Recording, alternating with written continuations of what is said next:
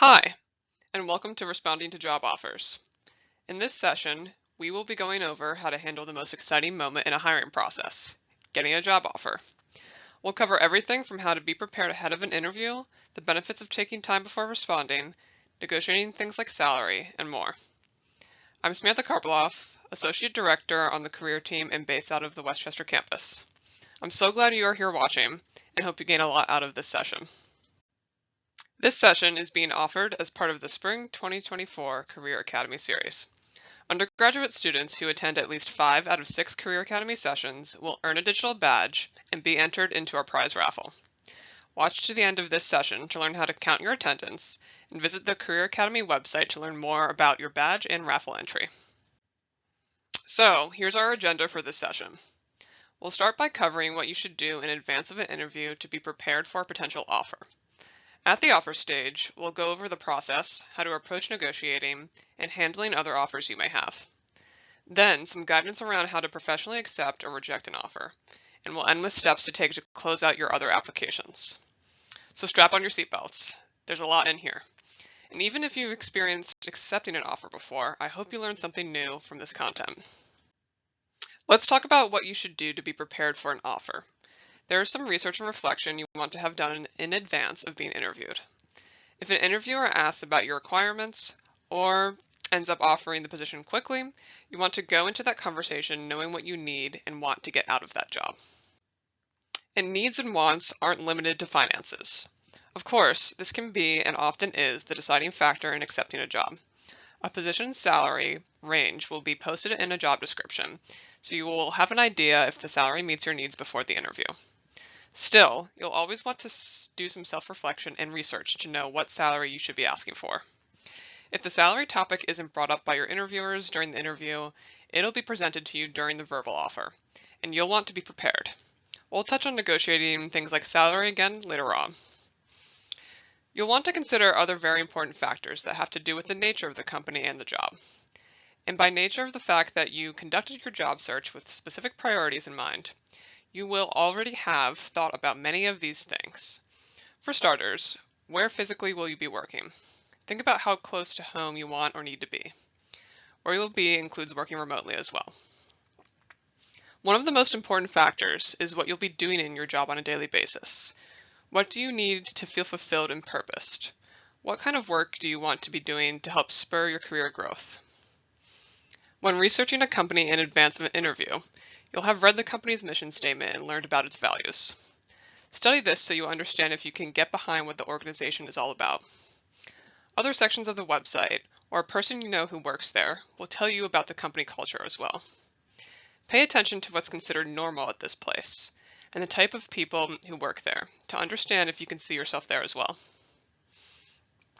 And when preparing questions to ask your interviewers, a smart question to ask is about employees' growth potential. What opportunities are there to move up? And is it the organization's practice to promote internally? If you could read or watch stories about this on a company's website or social media, that's great insight too. The takeaway from this is that preparing to respond to job offers begins early in your job search. Being clear on what you're looking for will help you save time and energy, and set expectations for your hiring manager.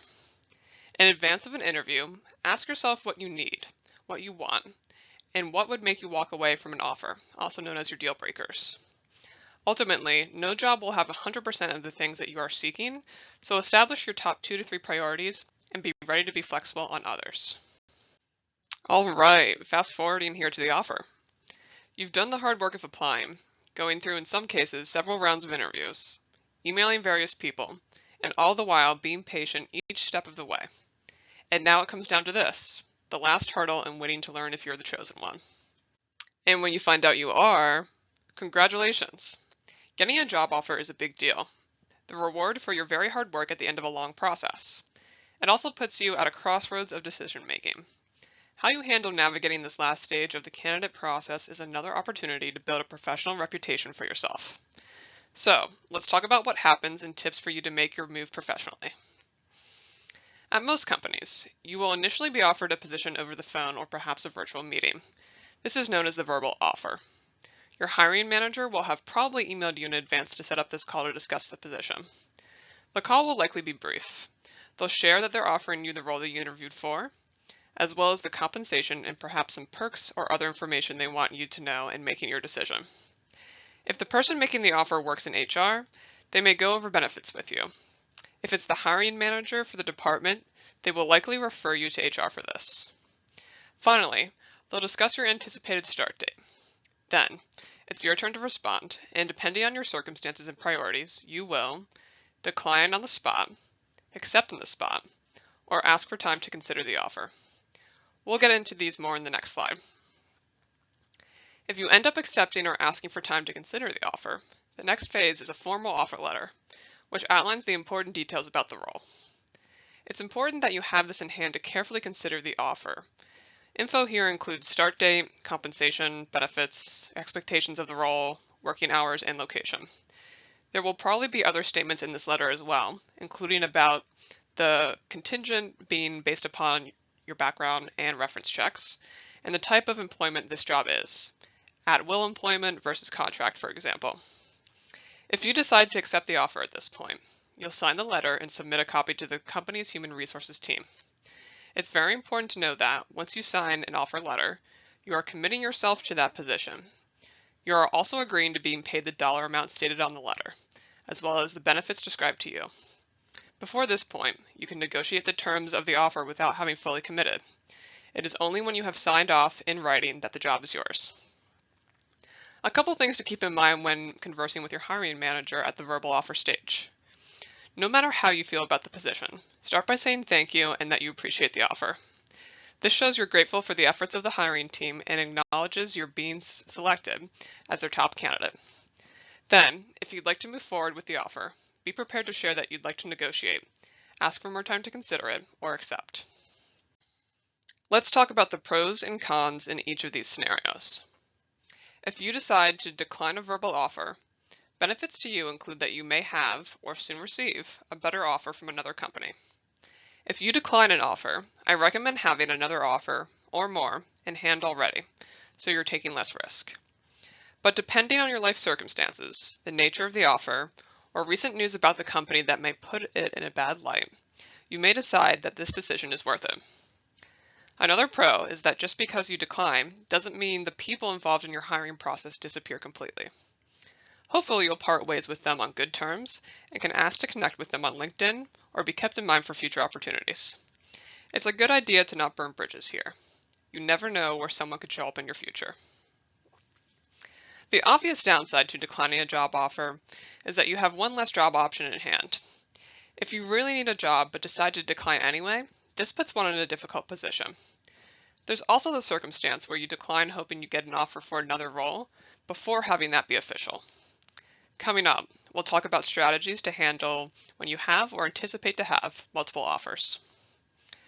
For accepting an offer on the spot, the clear benefit here is that you have a job. Maybe even your top pick or the job of your dreams. Regardless, job security is very reassuring and a burden lifted. And what's more, by accepting a job on the phone, you have avoided the sometimes hassle of uncertainty and stress that can come with deciding between multiple offers. A con here is that accepting on the phone means that you are trusting that the terms of the written offer are the same as those described verbally by your hiring manager or recruiter. Another con is that you may be missing out on potentially better offers. Other companies could extend an offer to you shortly after you accept this one. It's important to stay true to your word though. Once you accept an offer on the phone, follow through with signing that letter. Now we come to asking for time to think through the verbal offer. You should ask for at the very least 24 hours to carefully think through what you've been presented in order to move past any in-the-moment emotional response. Also to review financials and benefits, and so that you can consult a trusted person in your circle to make sure you're not missing anything. Also, you can use this time to your advantage. If you have another or better offer on the table or expect to soon, get in touch with that company or those companies and see if you can land an offer from them quickly. The other thing you may be able to do is negotiate with the first company that gave you an offer. If there's an element of the offer that you'd like to or need to change to suit your needs before you accept, you may be able to negotiate it since you know this company wants you. A downside to asking for more time is potentially losing an offer if you take too much time or delay getting back to the employer. More to come on handling asking for time professionally in a couple slides. Let's talk about negotiating first. It is usually regarding compensation, but isn't exclusive to it. Other things like work location and benefits are also negotiable, but most commonly negotiated is salary, so we'll focus on that.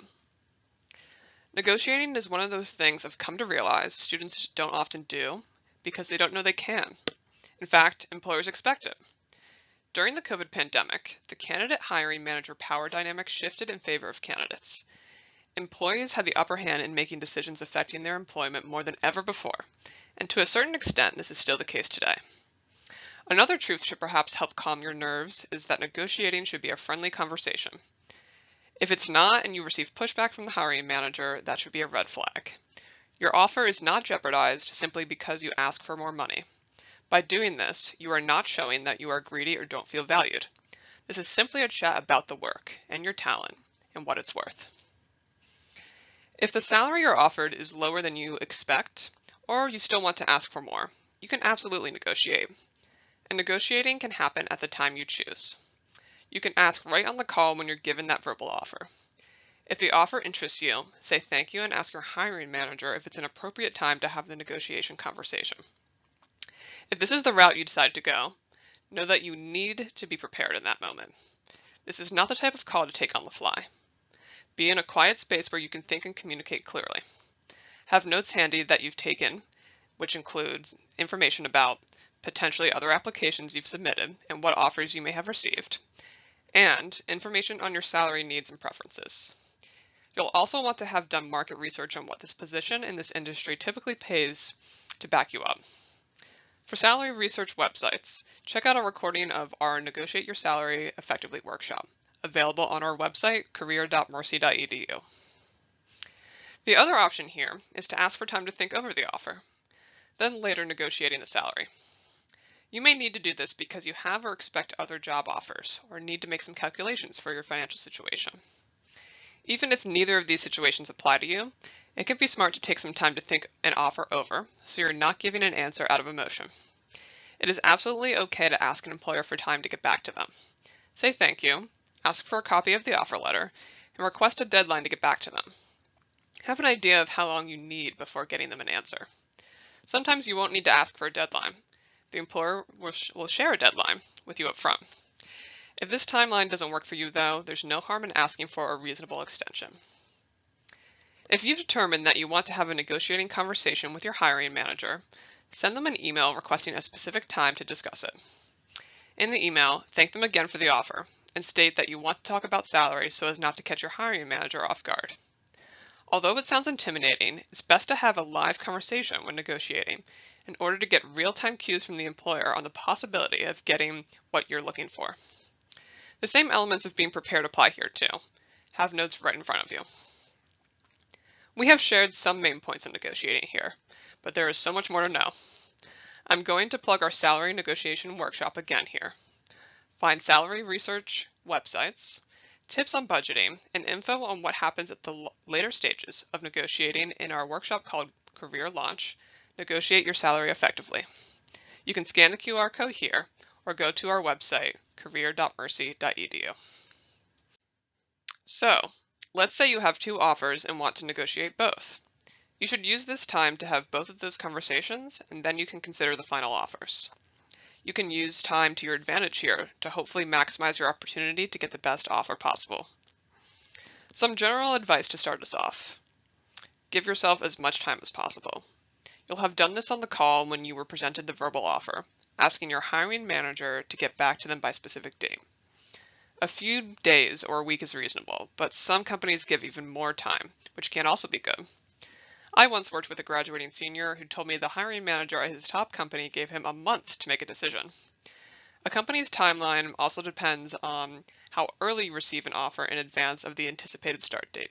For example, getting an offer in January for a position that starts in September. Having more time to get back to a company means you can check in with other companies you applied to, and even schedule other interviews, so that you can carefully think through your options to make the best choice. And speaking of having time, it's a good idea to use this time to bounce the offer off a trusted person in your life. A mentor, family member, or Mercy career coach are some examples.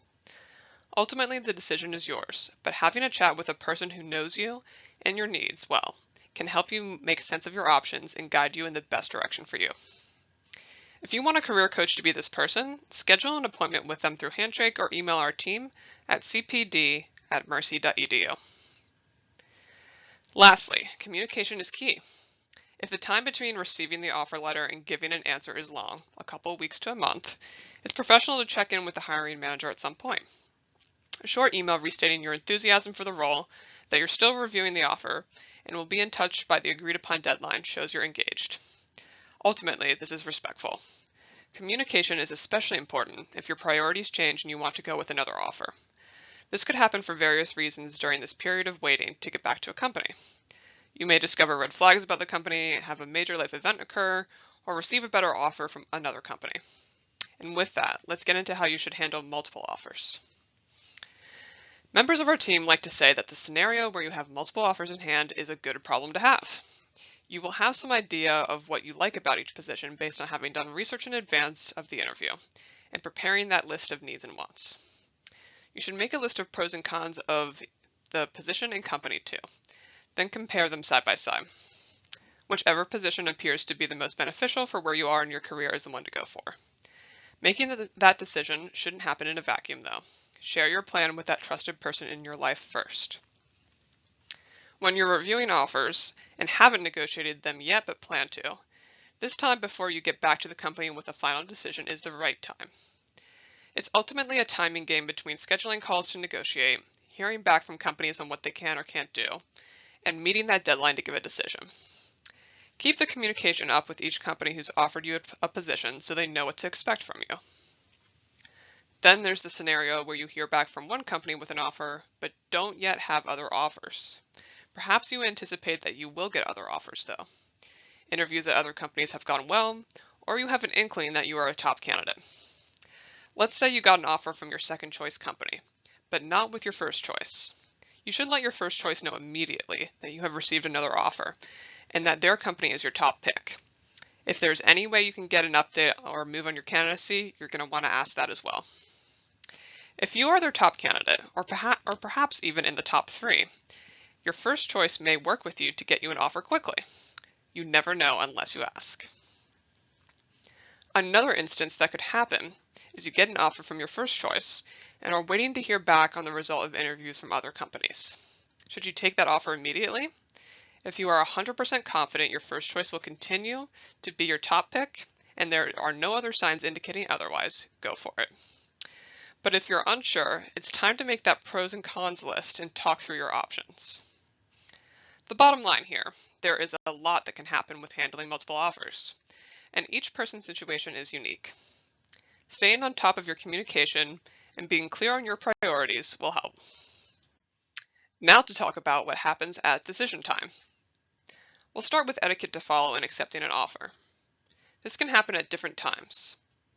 If you are prepared to accept an offer on the spot when your hiring manager first calls you, thank them and say that you accept. If this is your case, you haven't seen a written offer yet, so add that you are accepting on the condition that the written offer matches what you discussed in the hiring process, and you look forward to seeing the written offer. Another time you may accept an offer on the phone is at the end of a negotiation conversation.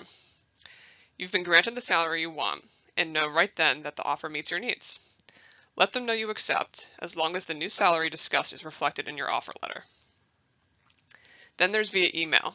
You could be in the situation where you've gone back and forth with the hiring manager, or maybe on negotiating the salary, benefits, or perks, and are ready to tell them it's official. Putting your acceptance in writing may just be the way things work out, but it's also good for record-keeping purposes. Start your email expressing your gratitude for the offer for the specific role, and that you received the written offer. Be straightforward in saying you accept and are enthusiastic. You'll want to restate the basic terms of the offer to ensure the details are straight. Share your decided start date, compensation, main benefits, and any other important info you want to confirm. No matter how you accept an offer, always end by asking about next steps. There may be other hiring forms or onboarding steps to take before your first day, and best to get a head start on these things. It's crucial to note here that signing an offer letter or contract is a firm commitment you are making to a company. It's a bad look to renege or back out of an offer between the time you sign the letter and your start date, unless you have truly extenuating circumstances. Doing this can follow you in your career and adds to the reputation you're building in the workforce. Make sure you have clearly thought through your decision and are taking responsibility by standing by it. And if your circumstances change to the point where the initial terms of the offer no longer work for you, get in touch with your manager about that first. A good company will work with you to make having you in that job possible. Now for rejecting offers. One reason you might decline a position is that the negotiation wasn't successful. You asked to change salary, a benefit, or something else expressed in the written offer, but the company was not able to meet this change.